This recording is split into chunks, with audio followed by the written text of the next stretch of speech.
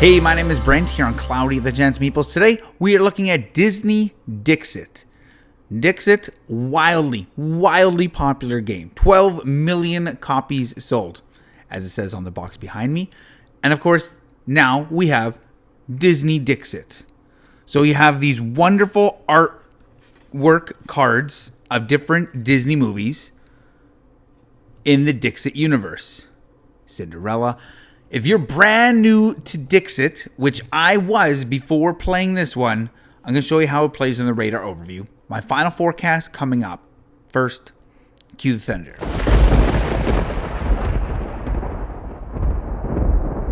So the radar overview for Dixit Disney Edition looks like this. I will say this, if you've played Dixit in the past, you will know how to play this game because it says on the rules. If you already know the rules of Dixit, please be aware that they do not change for this version. So if you know how to play Dixit, you know how to play this game. If you don't know how to play Dixit, let me show you how to play Dixit. It's a game in which you'll be getting a whole bunch throughout the game of these giant art cards, and these ones all reflect different Disney movies. So yes, Dumbo, and I think Finding Dory, and what would this be? I'm not totally sure. Robin Hood, Lady and the Tramp, One of the Incredibles, Ratatouille, Tangled, Bambi, so on and so forth. So 84 of these cards, and most of the game you're going to be looking at them. But what do you do in this game? Well, each round, and there are as many rounds as is needed till someone gets to 30 victory points. Each round there'll be a storyteller. And that storyteller will look at their 6 cards and they will come up with a riddle. And if they want to be as subtle as possible, they can. They can just look at the pictures and they can say something about their picture, or they could reference, in this case, a Disney movie, which I wouldn't highly recommend. But let's say that I am playing the Cheshire Cat, and I would say the rule or the riddle is adventure. At that point, I would take one card, and then I would have everybody else in the game. They would all give me one card. We would shuffle them up, and then I would then put them out randomly at the different spaces from 1 through 6. Okay, so let's say the word was adventure, and then everybody simultaneously would look at these 6 pictures, and then you have to figure out which one was mine. And I will say that I put one of these 6. I picked one, and then I picked kind of like 5 of the random cards. So can you guess which one I picked for adventure? I'll tell you at the end. Okay, so then everybody would take their little wheel, and they would, at the same time, they would vote as to who or which one was mine. And they would then reveal them, and they would put them on the ones in which they thought were mine.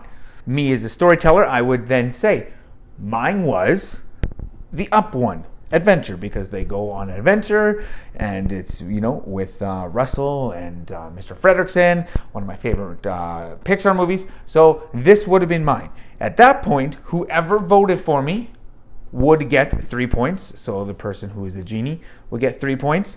I would also get 3 points because as a storyteller, you want at least one person to guess your card. If nobody guesses your card, or everybody guesses your card, I'll screw this up. If everybody guesses your card or nobody guesses your card, you as a storyteller get 0 points, and then everybody else gets 2. Whereas if at least one person guesses your card, you as a storyteller get 3. Whoever guesses your card gets 3. And then you go around and say, you know, who put this card down? And the person playing Mickey said, that was my card. So then the person playing Mickey would get a card. And the person whoever played this Peter Pan card would get 1 point. And then whoever put this Cars card down, they would get 2 points because 2 different people voted for them. So that would be this one and which other one? Whatever the case is. And that's how it would work.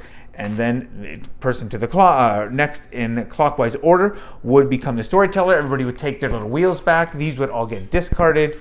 Everybody would draw back up to 6 cards, and then you would start another round. And like I said, as soon as someone gets to 30, the game is over, and whoever does that, or multiple people do it on the same turn, they are the winners. And like I showed you at the beginning, there are tons, 84, I believe, of these cards, and you're just going to look at this and be like, oh man, Winnie the Pooh, Lion King, like there's just beautiful, beautiful artwork from all these Disney and Pixar movies that we've come to love. So there you have it. That is Dixit Disney Edition. Let's move on over now and check out the final forecast.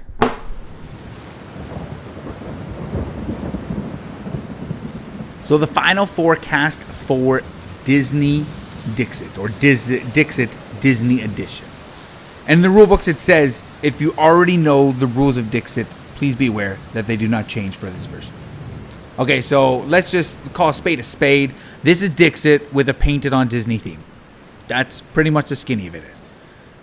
And for us, it worked. We had never played Dixit, as mentioned at the top of the video. And we saw there was a Disney version. And we were like, we gotta check this out. We want a copy of this version of Dixit. Because we enjoy Disney. If you don't enjoy the Disney animation and Disney movies, there's going to be nothing in this box that's going to be like, you need to get this or you will want this. Okay, Dixit, like I said, very popular game in which someone's a storyteller each round. They're sharing a card or sharing a clue word, whether it's something of poetry or whatever the case is, and then everybody's playing a card that kind of matches. So if I'm saying, maybe I'm the storyteller and I say adventure, and then this is the card from Onward. Everybody's going to give me a card.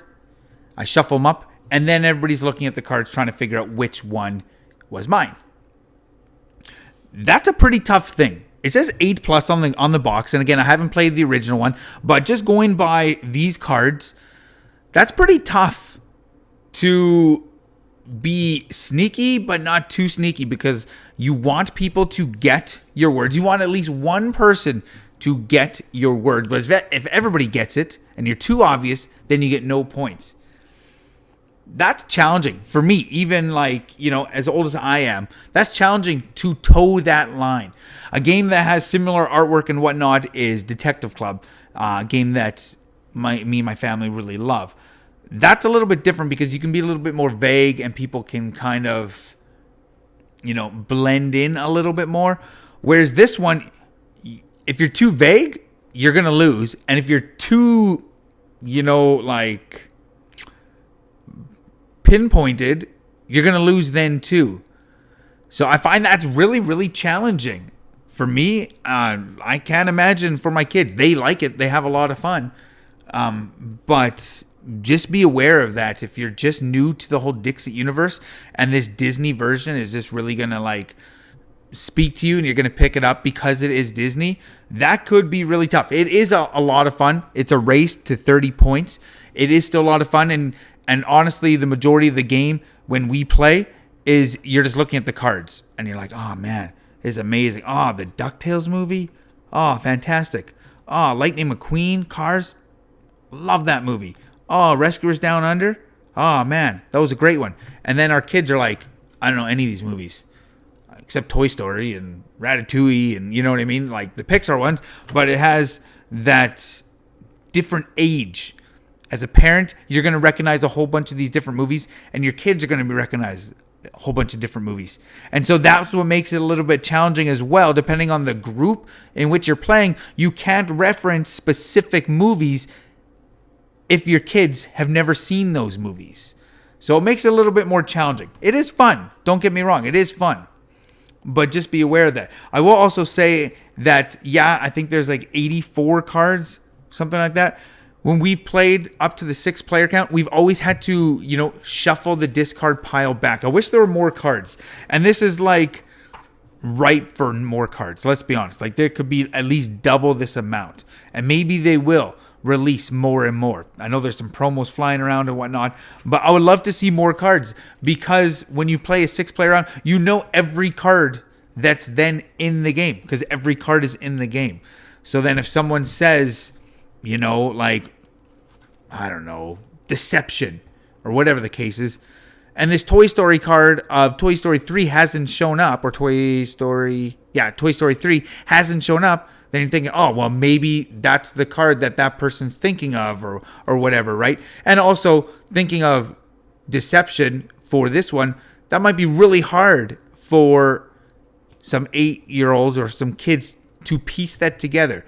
Of course, I'm saying deception as in Lotso is very deceptive, but that's a concept that is kind of way over my kids' heads. But I enjoyed it. I like Dixit. I like this version. I don't think I want any other version of Dixit. I want the Disney one, and I just want more cards. And I'm just speaking for pretty much everybody in that boat. We want more Disney cards for Dixit. So I think Dixit is a good game. I can see why a lot of people like it. I'm not as like, woohoo, amazed by it, but I can see why a ton of people like it. I'm going to give this one like a 70% chance of meeples overall.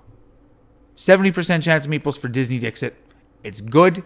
It's not one of my favorite type of games with these giant cards and like crazy artwork, but I think it's solid. So if you are a fan of Disney, you may want to check this out. If the Disney theme doesn't do anything for you, just check out normal Dixit. My name is Brent. Check us out on Facebook, Cloudy with the Chance of Meeples. Till next time, grab your umbrella. The forecast is cloudy with a chance of meeples.